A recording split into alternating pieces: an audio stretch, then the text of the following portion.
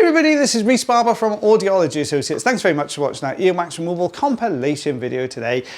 So we've got this patient, you can see it's like a little forest in there. It's very, very dense cilia, compounded a little bit by the fact that the ear canal, instead of being this shape, is more along the lines of this shape, which means all those cilia that are growing all around the outside edge all crisscross over one another like this, which has been holding a lot of this wax in. So we can see here I'm having to kind of break a lot of this down.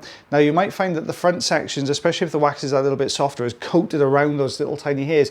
So yeah, sometimes you do yank a couple of those out by accident, but the patient wouldn't really feel it too much, I would say, on that one. But it's coming away really, really well here. Give it a bit of a wiggle just to coax it out of this canal. You can see how it's really sort of stuck just the other side of it, and it is super narrow in here. I can only just about get the standard size on the tube in there, and the reason I'm not switching down to a smaller tube at this point, if I did that with the consistency of this wax, it's not going to budge. The fine end is a great little tool for getting into nooks and crannies, or if you've got to do a peel on the ear canal wall or a drum, but absolutely useless at suction power. If you've got a big old chunky bit of wax here, there's a tool for every job, as my dad always says. So what you'll see here is this standard size on the tube is always a good one, just to get a good old grip on this and pull this out. So we're just chipping our way down the canal. This is the ear canal that just keeps going, this one though, so we've got quite a bit in here. I think the patient hasn't had this done for about 10 years, if I remember correctly. So it's been a little while, and they've managed all, up until recently. And I get this in the comment section, we go, oh my goodness, how can people let their ears get this bad? The answer is because you can't see inside your ears, and because when there's even a tiny, tiny little gap there, then the sound can still pass through. So if you imagine in this particular patient's case, this has been rumbling on probably for a good few years, but it's been building very gradually and very slowly, and it's only when that last little gap blocks, which has happened quite recently, that they even realize they had a problem, and that's when they come along. A lot of other people in the comments section talk about, oh my gosh, do people just not clean their ears? You shouldn't really clean your ears. I get flack for this every single time I say it, but you see a lot of people with cotton buds and things like that. You can by all means clean the outer part of your ear, and that wax is always trying to get out. It's always trying to get to the outer part of the ear canal, so you shouldn't really clean your ears. And wax production is genetic. Some people produce a lot, some produce hardly anything, some produce wet, some produce dry. So it could be the fact that, I've used cotton buds all my life, which is what a lot of the guys in the comments say. I've never had any wax. It's probably because you don't produce any, if I'm being perfectly honest. But somebody who produces a lot, if you put a Q-tip or a cotton bud in your ear, it's going to cause no end of trouble. It's just going to impact everything together. So we've had to resort here to the, sorry, get off my soapbox again. Sorry, Q-tips, maybe angry. So you can see now with this one, we've had to resort to using the Jobson horn here, only because we got this piece of the outer part of the ear canal. It was stuck solid. It couldn't get through the entrance. So we've had to go in something with a little bit more oomph, which is going to be the Jobson horn, can go over the top and pull through that gap.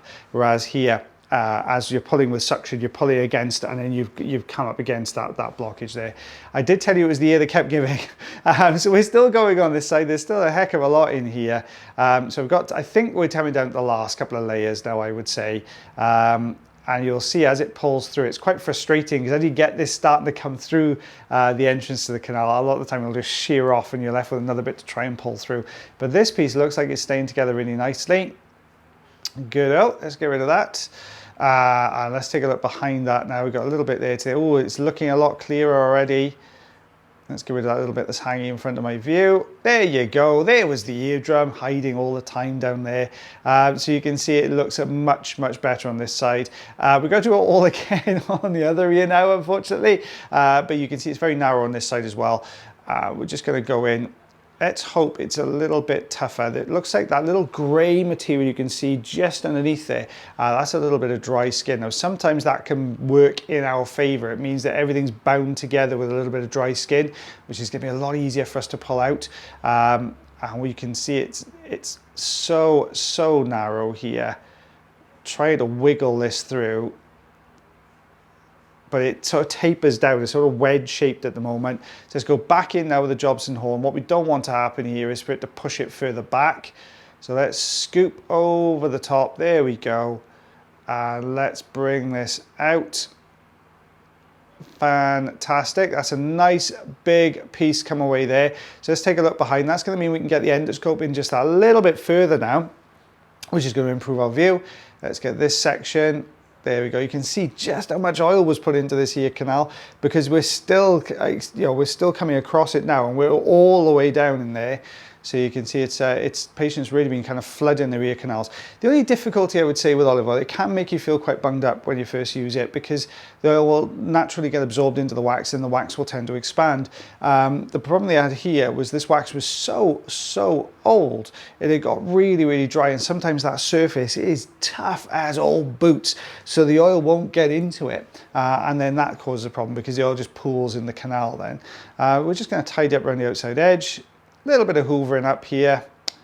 There we go, around the cilia. Let's take a look behind. There's the eardrum. Lovely and healthy. So are we going to show you what it looked like before? Oh, I didn't show you what it looked like before. I'm so sorry. So this is what's left over. So we've got 3 centimeters worth of wax, 1¼ inches. So a lot of wax came out of those little teeny tiny ear canals, but it was going all the way down, pretty much all the way down to the eardrum on that one. There we go. I think, let's have a little look at this one. Oh, this is a nice quick one. We go from quite a long one to a quick one. So patients come through feeling really blocked up on this one side, that feeling like they want to pop their ears. They've been really struggling with it for about the last 4 weeks. So we're just going to pop the suction tube in here. So kind of blink and you miss it one, this one, guys. So you'll see as we get a grip on this and start to pull this forwards, the wax is actually resting against the eardrum and the bottom of the eardrum, the pars tensa, which is the bit that vibrates the most on the eardrum there. So it's how we get most of the sound transmitted through to the inner part of the ear. And when you take a look at that, this is what it looks like before. You can just about see the top of the eardrum there, and this is what it looks like after. So much clearer on that side. So into our next patient now. You can see a very humid ear canal. Like I said, some of these were filmed when we had our hottest days last week, and patients are coming through feeling a little bit hot and bothered.